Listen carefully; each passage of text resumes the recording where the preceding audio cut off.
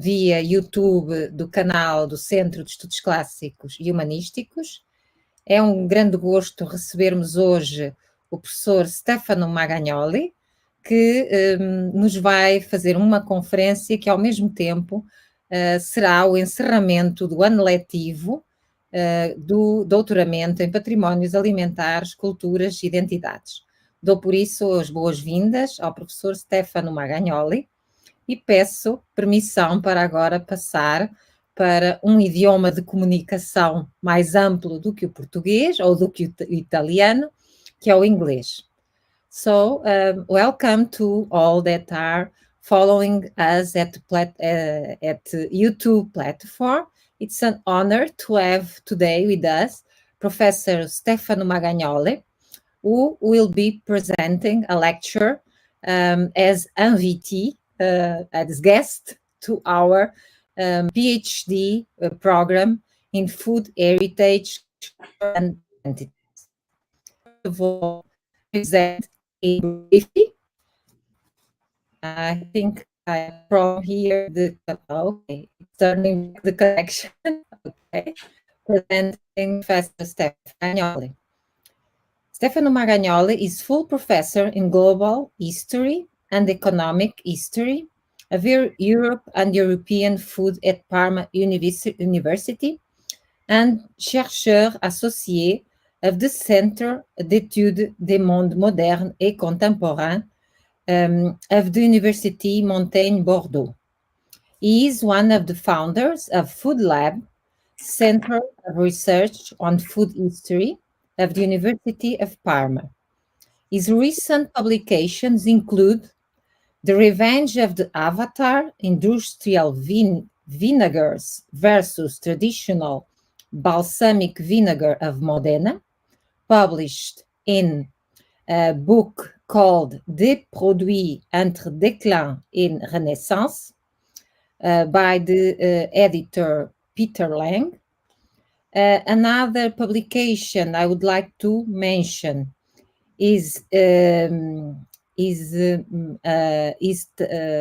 text on Parmigiano Reggiano cheese, the industrialization, and finally, typicality in history, tradition, innovation, and terroir. So you are very welcome. Today, he will be speaking for us of a subject that is very interesting in general and in Portugal too, the picnics that we years ago have the habit, we are used to do them.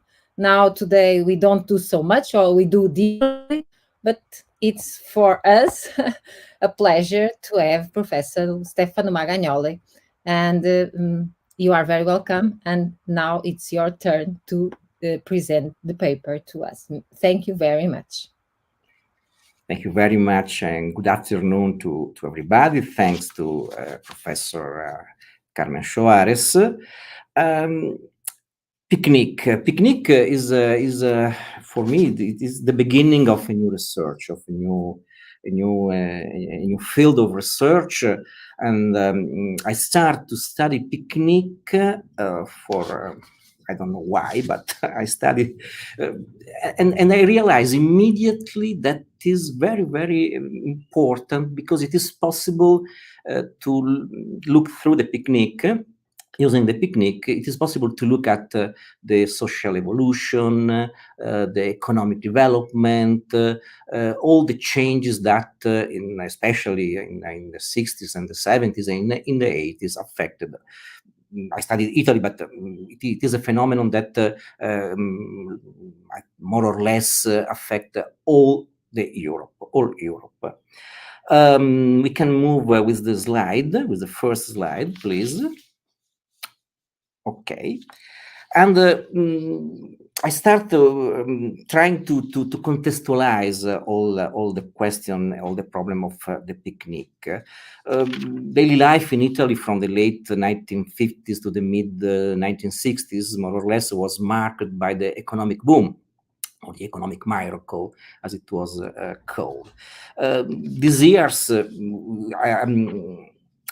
I'm talking of Italy, of course, but as I already said, it is a phenomenon, the economic boom, that we can call the European economic boom. France, Great Britain, UK, Germany, many countries, Portugal too, maybe experienced this phenomenon of development and changing. And these years were an era of great transformation on the material level, of course, especially in individual consumption patterns and in individual and collective behavior. Italy of the economic boom was a country, in any case, lying between tradition and modernity, with latent conflict in social, gender, and generational codes of behavior, and the preservation of the social order.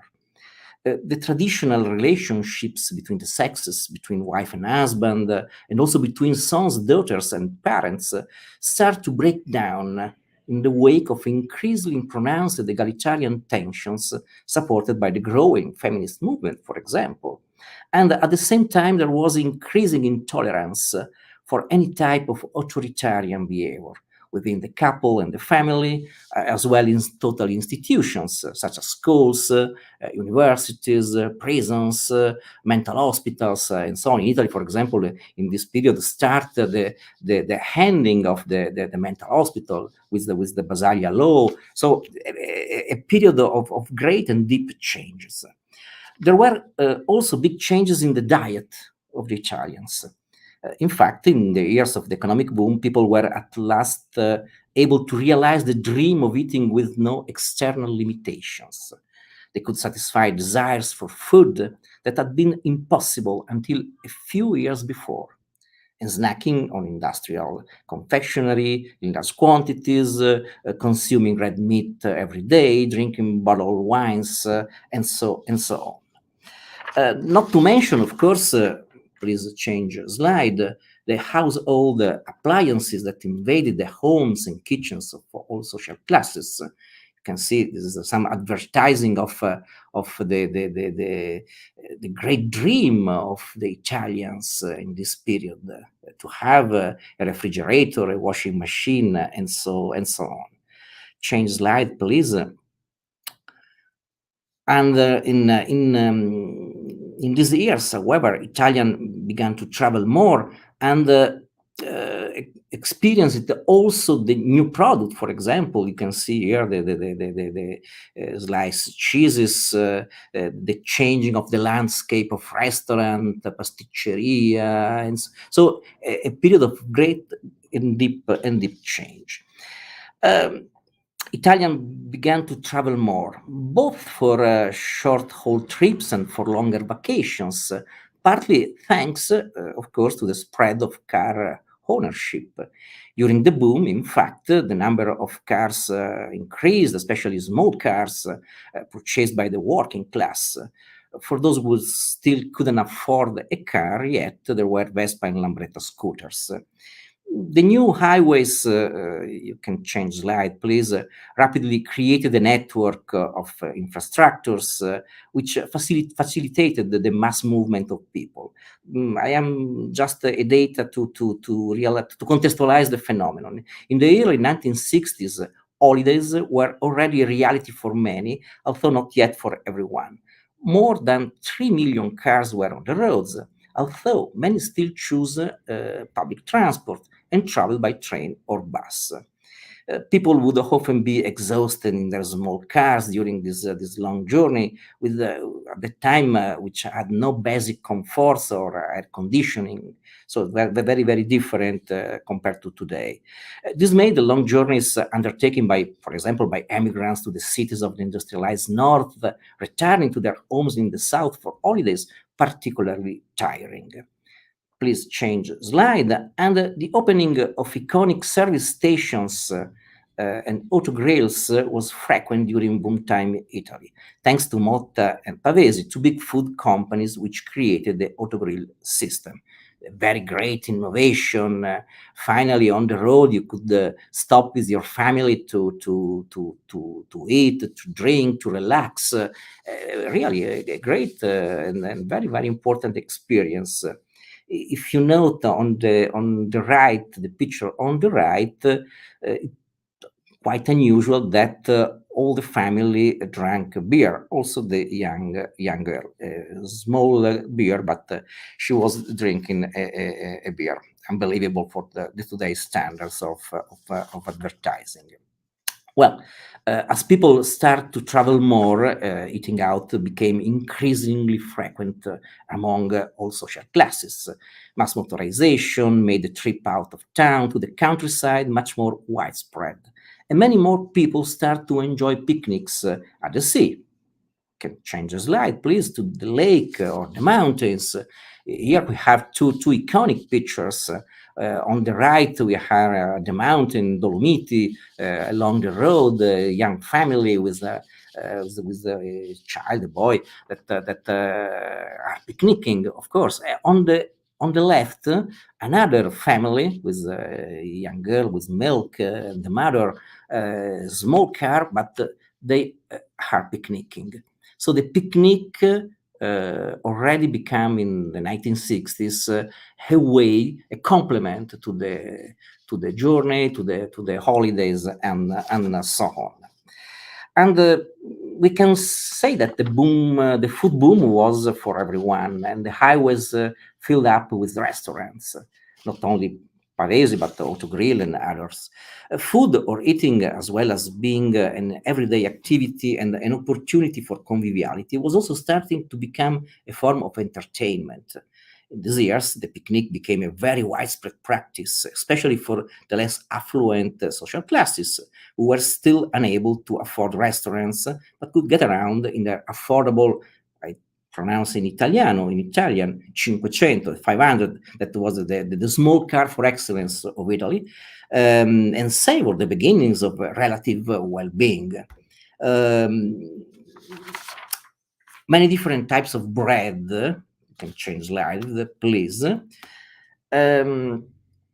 were filled with tasty but inexpensive ingredients. And this is the great innovation of Italian picnic, as we can say later. The affirmation of sandwich, in Italian we call it panino. Bread with inexpensive ingredients, ham, salami, soppressa, mortadella, and so cheeses, and so on. Walter Levi is one of the few that wrote something about picnic, wrote this book, it's called The Picnic History, which is based mainly on art and literature, writes, Walter Levi, that a picnic is an outdoor meal distinguished from other meals because it requires the leisure to get away from home as an antithesis of established social routine and work. I think that this is a useful observation in describing the history of the picnic in Italy, but in general, I think. And we have tried I'm trying with this presentation to analyze some question. Is it the picnic an extension of domestic space? With all the traditional gender relations are replicated at picnics or not? What is the role of women, for example? Are they busy as they were at home, or was something different? And so, trying to reflect on these topics, we can move to the other slide, please. And eating out is a peculiar activity of humankind. We all know. It can meet needs dictated by work, study, travel. It can be a conscious choice fulfilling the wish for social interactions with friends, relatives, and so on. For social eating, the growth of opportunities coincided with the increasing leisure time and the spread of holidays, first for the middle classes and later for the working classes. On these issues, there is ample wide literature available for research, although this does not preclude the research in other types of documentation. But there is much less literature on the history of the picnic. It is a new topic, in my opinion. Picnics are part of the eating out phenomenon, okay, but they have two significantly different aspects.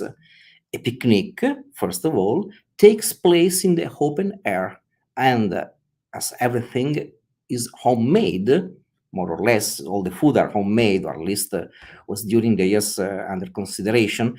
Catering firms, trattoria, restaurants, taverns are not involved in providing food and drink. All food and drink are homemade.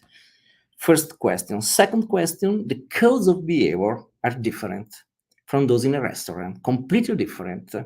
There is a complete informality in the type of food, as in the mise en place of on the table, and even the dress code is completely different. So a picnic breaks with routine, as well as the obligations of time etiquette.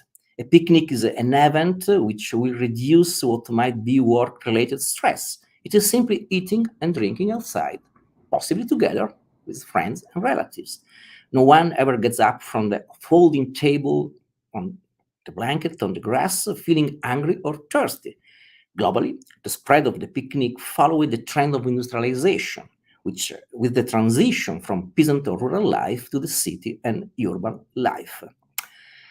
Not only, we can say, considering that the working hours length and the work in the 20th century became more and more important and central to people's daily life, and the leisure time was short. For this reason, the picnic is short by definition. It usually starts and ends on the same days. Doesn't exist a 2 days picnic. The picnic is one day, only one day. And so it starts and ends on the same day, taking the picnic basket with you. You go to the place which has no connection with work. Park, beach, pine forest, the countryside, the lake, the mountains, and so on. So a picnic was synonymous with freedom, informality. I think also the abandon, a momentary abandon of civilization or the obligations of life in the city. It had to be eaten in the open air. It is permissible to vary most elements of the picnics, but the fact that it is outdoors, is an outdoor activity, is not up for discussion. It's very, very strange in an indoor picnic. The picnic, by definition, is an outdoor activity. A picnic, so it is, we can change, please, the slide, is synonymous with freedom. You can see this wonderful picture, just as picnickers are free and in search of nature. In the words of Georgina Battiscombe, one of the another scholars that study picnic, picnickers are devotees of a simple life that coincides with the appreciation of nature and sightseeing that began at the turn of the 19th century. Moving on with the other slide, please. The picnic is also synonymous with freedom, but it also entails 1,000 problems. We can't forget the iconic 1930 Disney cartoon, The Picnic, starring Mickey Mouse, Minnie, and Pluto, heading to the countryside in a convertible. Once they arrive, they spread a blanket on the grass. We can change the slide, please. Unwrap food and turntables and have a good time with all the delicious things that Minnie have lovingly prepared. You can find it on the YouTube. It's a 10 minutes cartoon. It's very, very lovely. They are happy, even Minnie and Pluto, Mickey Mouse, of course. They are happy even when it rains, continuing to sing with gusto. The whole cartoon emanates joy and happiness, given by the close relationship with nature and with the animals of the forest. The mood is happiness, and it does not fail even when animals steal the food or when the rain forces a sudden retreat. The theme of picnics, we move to the next slide, please, is very popular in cartoons as well in comedies like those of Laurel and Hardy.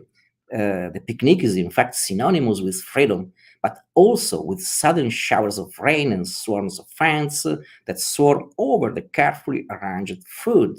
In fact, as has been noted, not everyone likes a picnic outdoors. There are deficiencies. It rains, wasps sting, ants appear, wind disrupts a place settings, dogs incessantly bark, the company is down, and so forth and so on. Moving on to the next slide, we must reflect on another very, very important question, in my opinion, because the picnic is closely linked to the use of a car. The modern picnic, of course, and the 19th century picnic. This is clear in cartoons and advertising in magazines after the Second World War, which is in fact appeared in the USA even earlier in Ford Model T, so at the beginning of the 20th century, in a Ford Model T adverts, and it can very often be seen in family photographs and early amateur Super 8 movies. Mass motorization and affordable cars allow the very close union between mechanical means and an outing to the countryside, culminating in an enjoyable picnic. In the next slide, we can see an early Ford advertising, very, very explicit because it states that the Ford gives you unlimited chance to get away into new surroundings every day. A picnic supper or a cool spin in the evening to enjoy the countryside or a visit with friend. 40, we are in the second decade at least of the 20th century. On your right, you can see the picture of the first, we can call now it is a convertible city car. I don't know how to call it.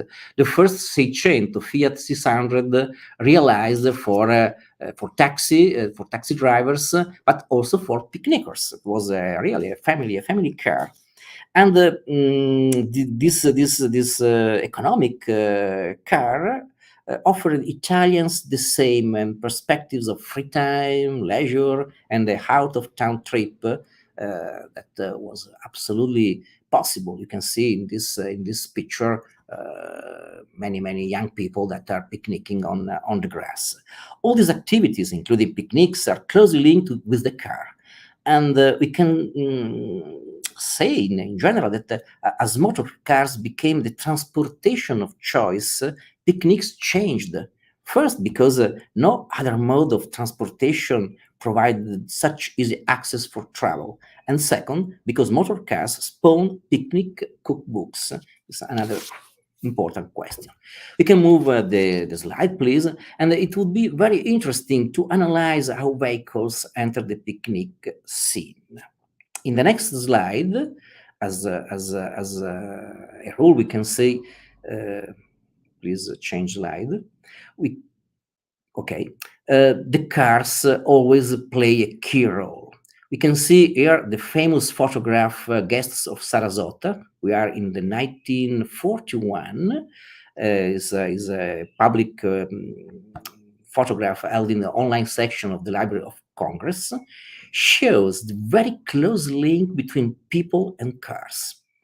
The fact that the people are always very close to the cars, very, very close, you can see it. I think that shows that it is an integral part of life, and therefore also part of the picnic. The car is part of the picnic. All the pictures of picnic have people, of course, have food, naturally, but also a car. And so 20 years later, so the car is a part of this social ritual, very, very important. 20 years later, Robert Frank, in his photo book, The Americans, showed Americans still picnicking beside their cars. We are in the 60s. The relationship continues and becomes explicit in the strong bond between automobiles, cars, and the people. The cars become the main character of the picnic scene. Please change slide. We can see, for example, the cover of the recent books of Charlotte Klein's Trek. Unfortunately, is written also in only in Dutch. We are waiting for the translation in another language. But the picture, the cover is absolutely clear. A couple having a picnic very next to their car, suggesting, of course, that a vehicle has become an inseparable part of people's daily lives. And in old photo, I was thinking, for example, my family photos of the picnic in the past. There is always a car. So it was very, very, very common to take a picture with the car. Please, we change the slide. And just a very, very short reflection on the relationship between picnic and camping. There is a travel magazine, Italian travel magazine, is called Vie d'Italia, the Italian roads, realized by the TCI, the Italian Touring Club. Well, this magazine contains no explicit coverage of the theme of the picnic, but it does show advertisements for cars, for picnic sets, and I think that this silence about picnic can be explained by the stance of the magazine, which focuses on the cultural or naturalistic information about destinations rather than organizational aspects, and to a considerable extent on issues relating to the more widespread use of cars. Please change the slide. In any case, the articles on camping holidays, and in particular on the TCIs on campsites, are very important because they provide an image of tourism which is very attentive to the relationship with nature, its function of inducing relaxation as well as respect for it. I think that while the Touring Club, Italian Touring Club, the TCI, does not address the topic of picnics directly, reading between the lines of this magazine about all the article about camping and campers, we see that eating al fresco, eating in touch with nature, is part of the repertoire of life in the open air. Changing slide, thank you. All moods and feelings can be related in some way to meals sur l'herbe, food, drinks, conviviality, passions, affections, and comradeship. Romance is an additional component of well-being outdoors. When these ingredients combine, there can be great happiness. But obviously, as with all other human interactions and relationships, there is also the potential for picnics to be ugly, unpleasant, and depressing. In fact, picnics are widely used as a setting in erotic pornographic films, starting with one of the early hardcore films from 1970, it's called Mona the Virgin Nymph, which begins with the scene of an embrace during a picnic on the lawn. Of course, the themes of courtship and sexual attraction at picnics existed well before such films and can be found, for example, in the works of Jean-Jacques Rousseau, Les Confessions, the Charles Dickens and David Copperfield, as well as in Émile Zola, Madeleine Ferrat, which begins with a picnic of intense, high-spirited sexual romance that remorselessly disintegrates and ends in murder and suicide. Finally, in Picnic, 1953, is by William Inge, made into a film in 1955. We can read slowly and inexorably.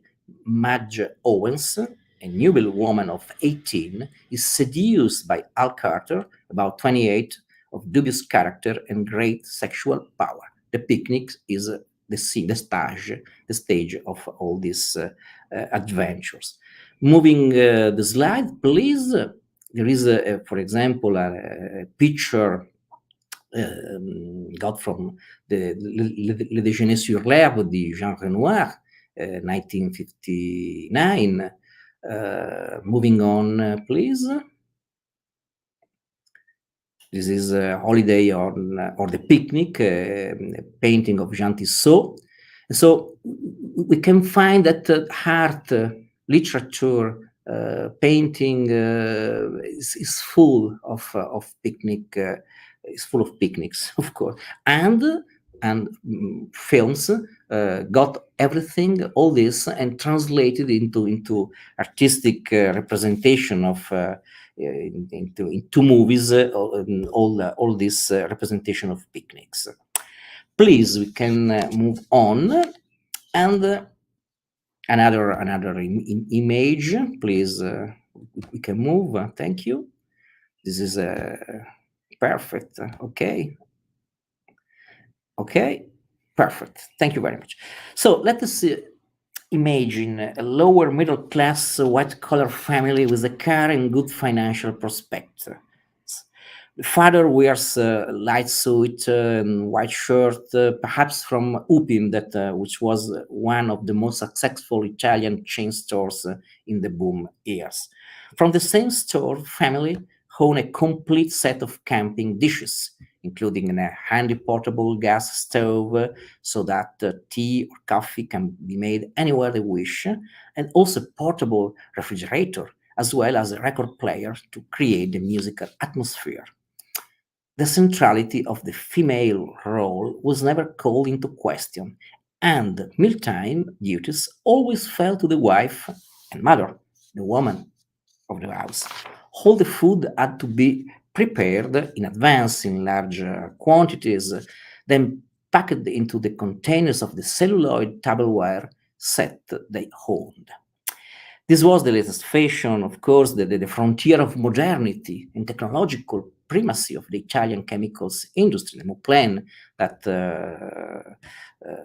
isotactic polypropylene that earned the 1963 Nobel Prize for Chemistry for Giulio Natta, and then was made by the state-owned company Montedison for many years.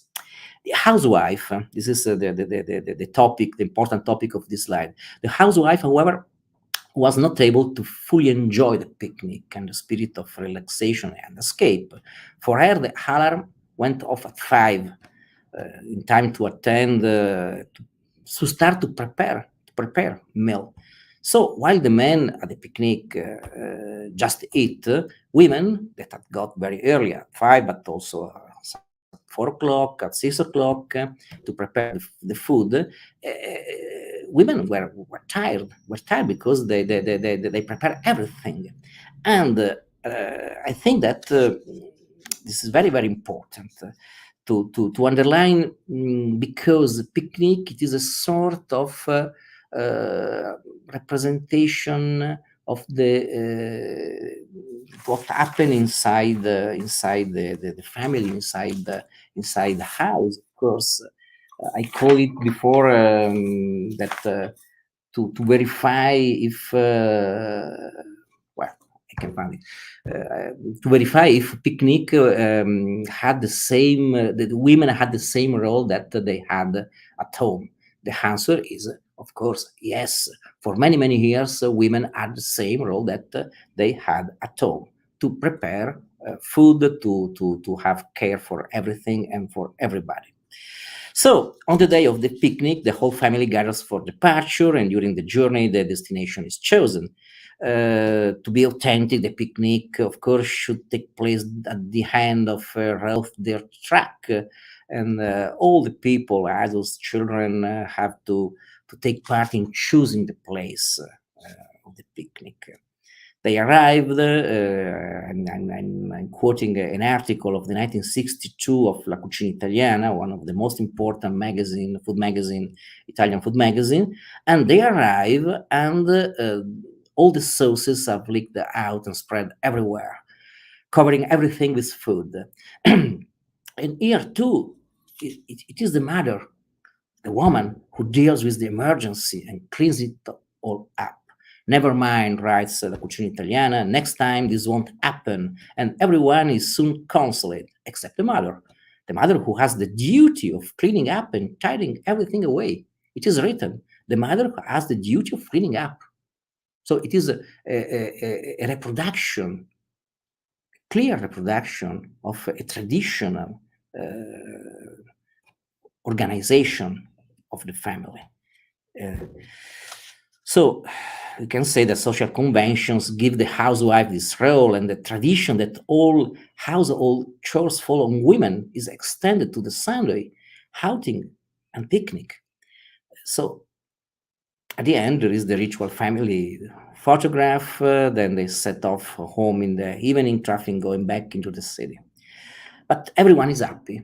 Maybe everyone except women, that they must returning at home and recleaning everything, prepare for the next day, maybe work, maybe school for boys. So you can imagine that this Sunday has been very, very important for the family cohesion, but very, very expensive for the women's duty, for the women's activity. So for many years, male-dominated culture used somewhat the derogatory term of female jobs. I translate female jobs, but in Italian the term is lavori donneschi, and donneschi, it is not exactly female. It is just a way to denigrate, to underestimate this type of work. And this culture used lavori donneschi for identifying work that are considered to be the responsibility of women. Subjects that taught at school to girls included knitting, sewing, spinning, household economics, as well as a whole series of manual skills for decorating the kitchen or the table.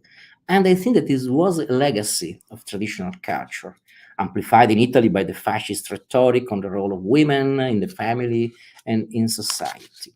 And this type of education held sway for many years, even in the years of boom, of the great transformation of the economic boom, and was a specific cultural characteristic of Italian society.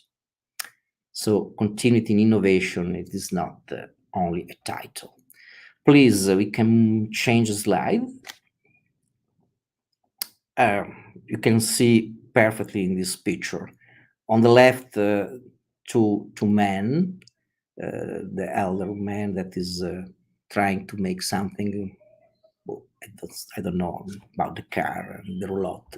The younger is reading a book. All the women, more or less, are working for food, are working for prepare food, the table, the bread. So it is a perfect representation of everything. Please change the slide. And what about the picnic food? In July 1962, we find a list of foods that we could define as pre-sandwich. Onion omelette, frittata di cipolle to start. This is a classic of popular cuisine in Italy. And the next course will be rice salad, insalata di riso, which is another classic cold dish.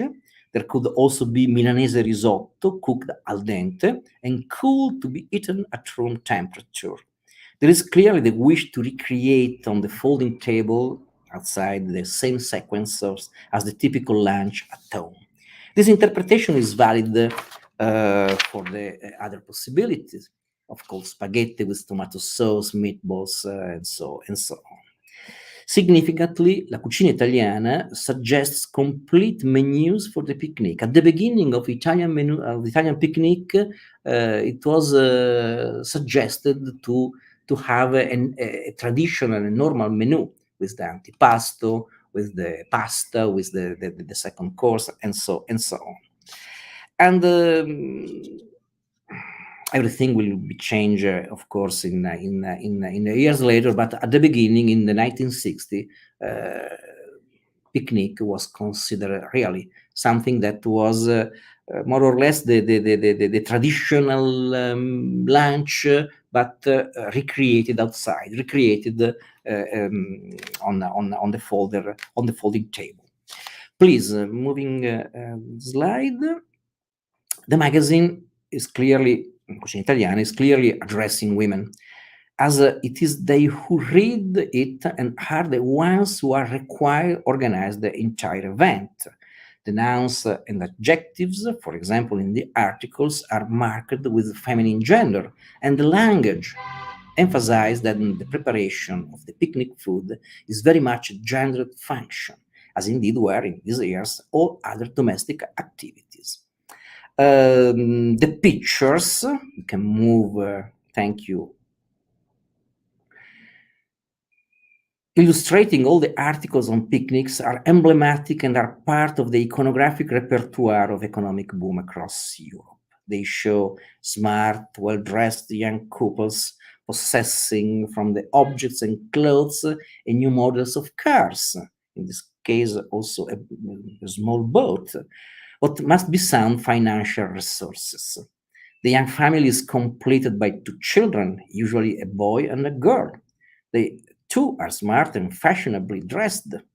The picture did not always portray reality, of course, this wasn't the reality, but was widely used in advertising to show the ideal of a modern family, rapidly adapting to the consumer society and to persuade readers to emulate them. Consumers, thanks to the effectiveness of storytelling, were encouraged to believe that by dressing and consuming like the people in the photos, they too could become young, smart, and attractive.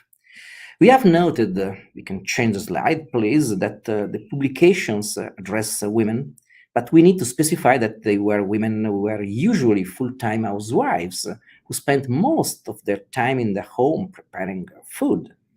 And also the advertising.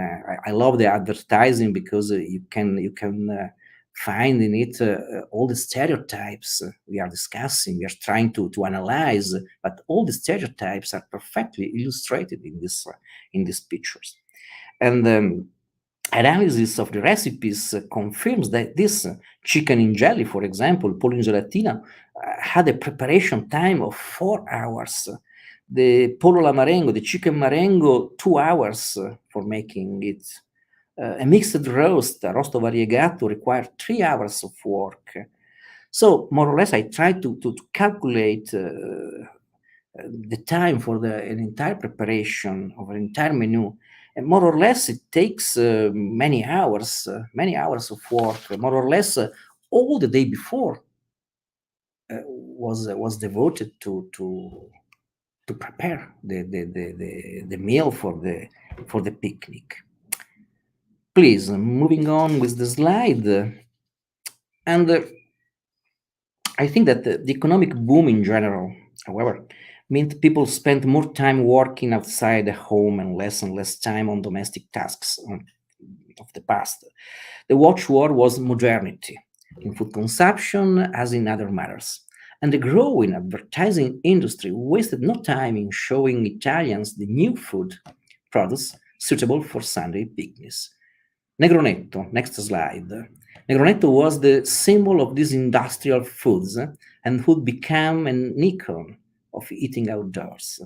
Created almost by chance in 1931, the Negronetto, it's already available. You can, if you travel in Italy, maybe outside, maybe abroad, but in Italy it is every supermarket you can find Negronetto.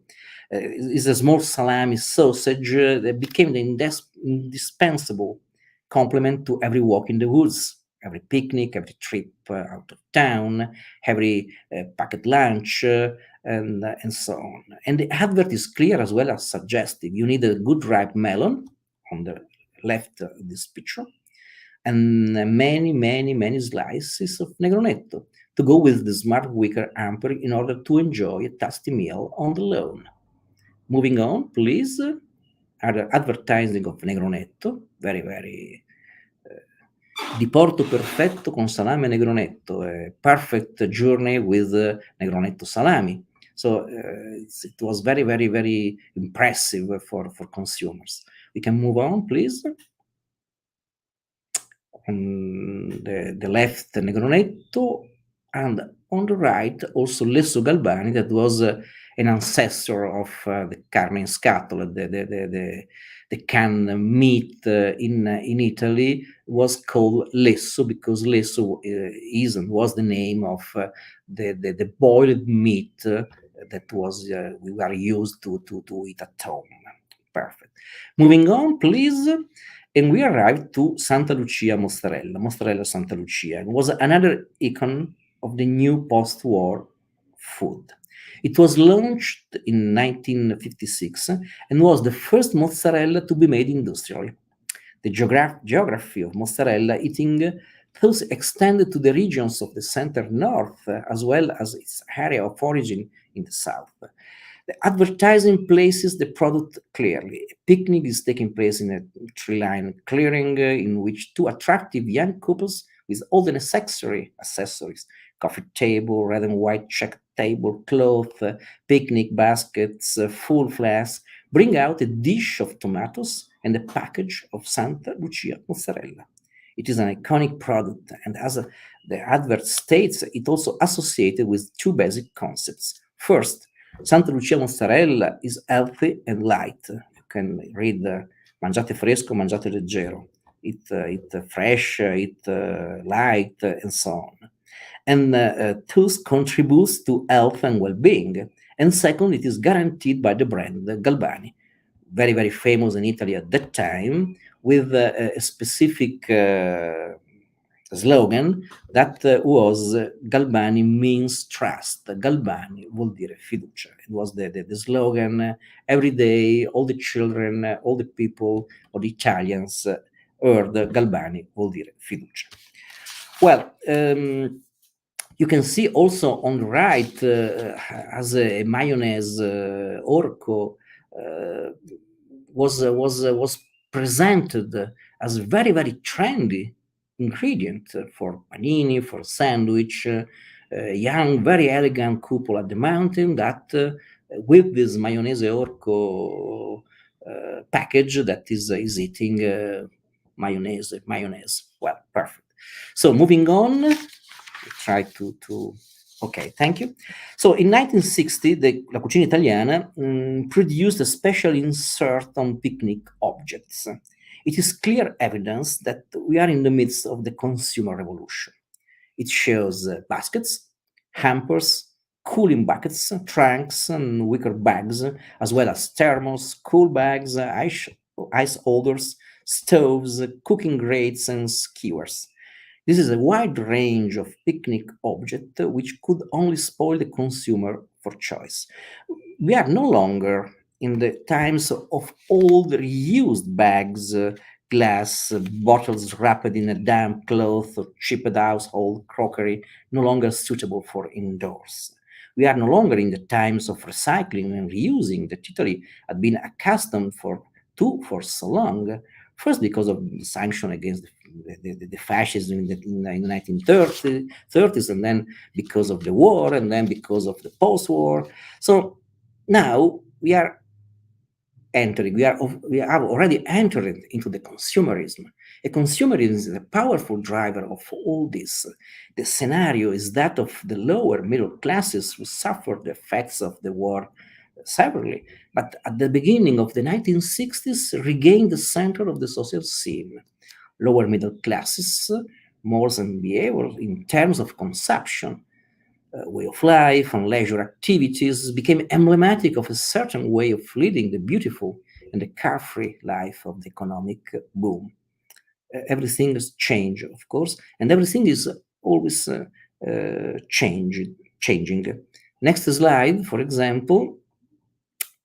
Well, in July 1960, another article in La Cucina Italiana opened with the very clear words, the search for the natural, for a place that mass tourism has not transformed into the usual picture postcard landscape, where everything is already provided for, is a secret aspiration of many, and in particular of those who are now completely saturated with the prefabricated life.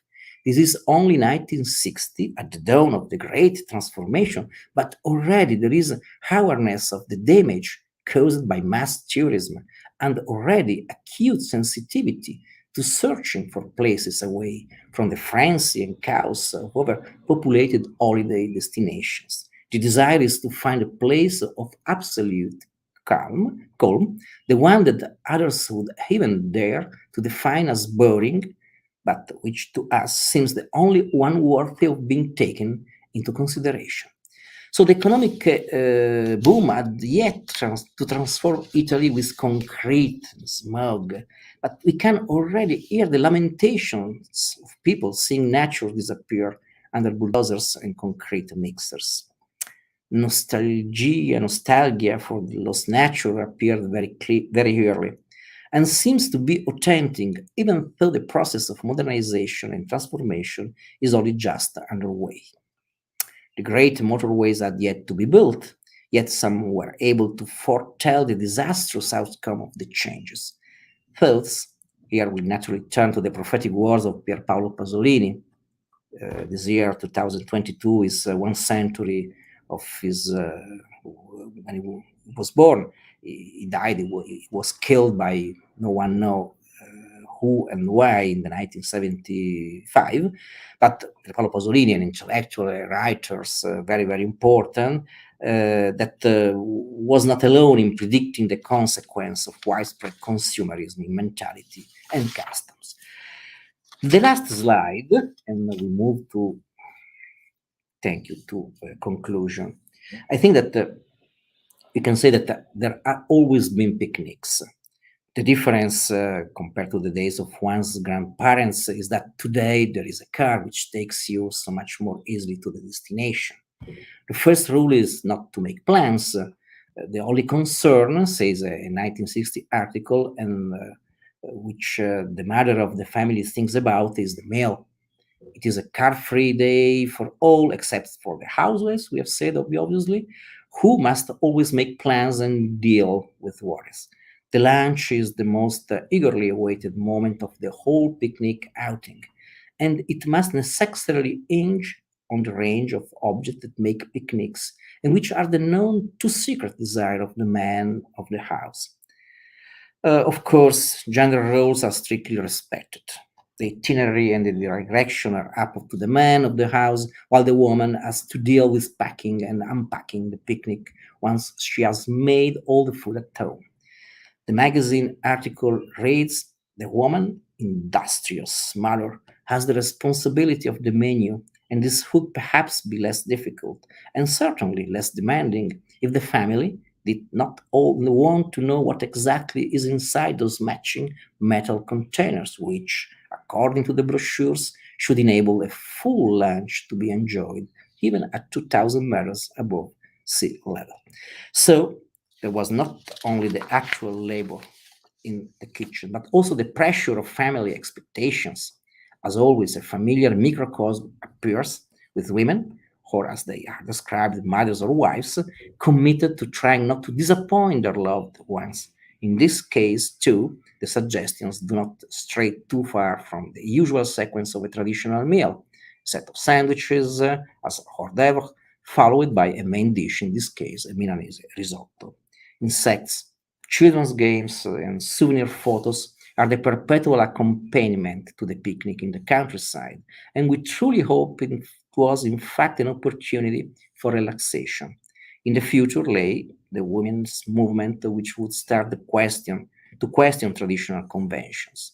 Looking into the prism of free time, trips to the countryside and thus picnic gives us a clear series of frames of social and economic change, so rapid that in a few years the forms of sociality and relationships between individuals were fundamentally transformed. In a few years' time, the Italians were to put down their picnic baskets and make their way to crowded restaurants, leaving the parks and pine forests empty of people. As Professor Soares said, only many years later, in the attempt to reconstruct the now very loose bond with nature, is the experience of the picnic outside now being tried out again. And in the meantime, picnics have also become popular among recently arrived immigrants.